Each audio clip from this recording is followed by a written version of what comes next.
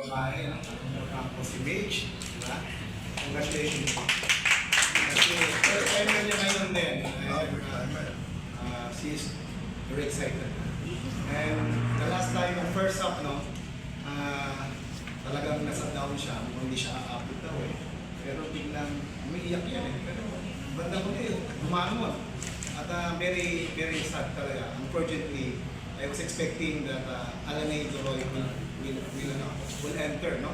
Tinan mo, laki ng lamang niya. Pero the half niya, ang performance niya na siguro nasa 1.5 out of 7. And it is sad talaga. And doon naman, ito pinapakita lang, no? Na kahit nasa baba kayo, kung talagang gugustuhin niyo pumasok, kahit masama yung first half niyo, you can still do it. Eh. May chance pa rin. Sabi ko nga, kung naka-destiny yan, kahit sinong umarang, paniwalaan niya yung destiny niyo lang. You must believe that. Eh.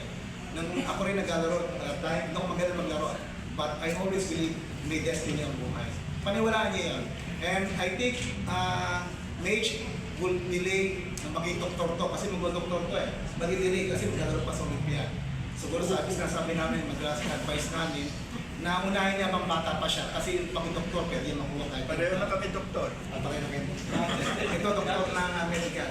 Kaya congratulations dito kay Shania, the last two. And hopefully talaga. Ang galing, maganda.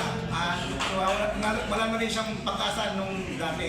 Pero talagang, wala, may nangunguna na eh. Pero talagang ganun lang, no? Hanggang tinatapos, huwag kayong mag-give up. Ganun din nangyari kay Michael Concho, umabot din siya, no? At very crucial yung laro niya kay I.M. Paulo Bersanina. Yun ang deliver sa kanya ng panalo sa Pag-Olympia. Si Kasiguran, buti na rin umabot, no? Talagang laban lang palagi.